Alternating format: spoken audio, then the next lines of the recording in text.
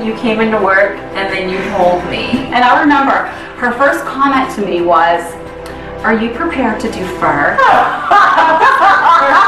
Comments to me. And I'm thinking, yeah, no, that was the first thing you said. Obviously, I remember.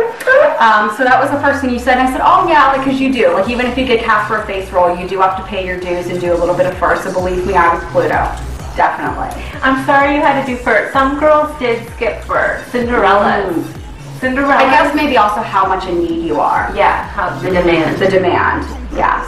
Cinderella's always, and I was always kind of like, you skipped fur. You skipped fur. But you know what though? Girls were mean to me when I did do fur if they knew that I was a Disney princess, like a Jasmine, because I remember one girl saying, you know, I'm a better character than you. Like, it's really harsh. Yeah, she was like, because, you know, I don't know, she just thought that she was a better performer, like her heart was in it more. And I will give her, if I would have gotten hired just to do fur characters like Pluto or Mr. Smee. Oh, Mr. Smee, I did that before too. That was okay.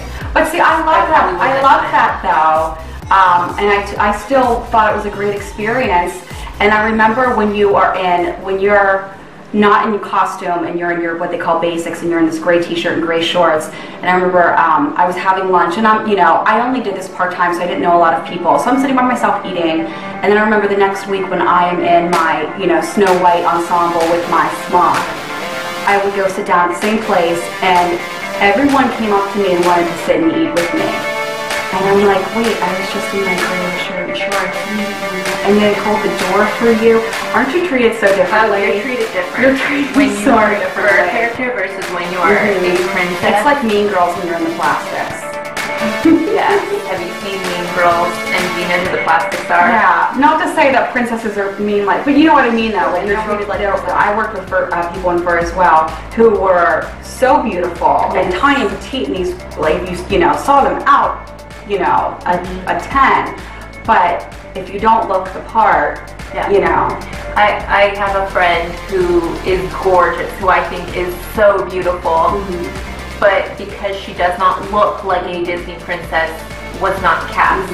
And I thought that just because she was beautiful, that they might take her, because sometimes you did kind of question. I know. Well, yeah, some people too. And I will say too, the more dance background you have, you can get further, even if the look isn't perfect. Now, how tall are you, Jennifer? I'm 5'5" and a half. I'm 5'9", and if you look when they give you the character outline, you're not supposed to be more than 5'7" for a princess.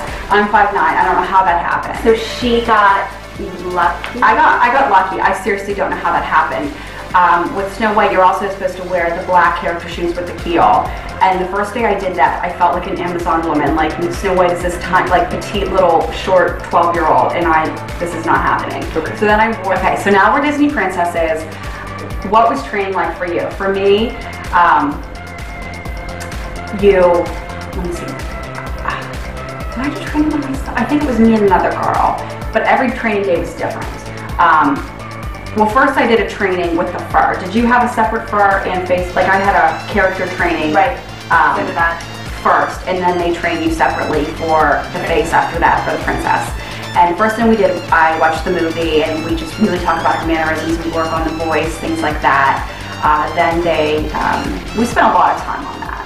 And then they put you out there, and I think that they put you in locations first that aren't as popular, like they're not going to throw you into something. So I think I did something, I had such nervous energy. One thing because they tell you, keep the conversation going, communicate. If someone was quiet with you or they don't answer your questions, just continue going. And always answer in the way Snow White would. It's Snow White's world, so where are you traveling from? Is it, what faraway land are you, things like that, where you would ask, where did your carpet come from? Things like that. Yeah, or I would say, I think I would ask, where did you fly from? Or did, we came here or kids would ask, well, where are you from? Where are you from? And I would be like, I'm from Agrabah. It's only an hour away by Magic Carpet, And very cute. I came with Aladdin. Have you seen a bill? Yeah, like always always keep the conversation going. I remember that from training. And then I'll never forget from, she was one of the first Snow Whites. We met her, and she said, one thing that I'll always take with me is when you're hugging a child, always be the last to let go because you never know how long you need it. And that just touched my heart because I have such a heart for children, and it's so true. And sometimes on the job, you know, it's hot outside. I have 7 layers of clothing on. I'm trying to be beautiful. Ice cream hands are on me, and it's not as glamorous as, you know, ice cream hands on me. The kids with the sticky fingers. With the sticky fingers. The mom's like carrying the baby, and then she's got 3 toddlers. Right, and they're just all over. So, but you just have to ground yourself. That, and I'll never forget that statement. I thought it was so beautiful, and so just each child, and sometimes it was overwhelming. Like, you come out there and everyone. You still think you're you, but everyone looks at you, and I'm, you know, it was probably the closest I'll become to having the Angelina fame that I want. But Angelina Jolie, we love you. A little bit obsessed.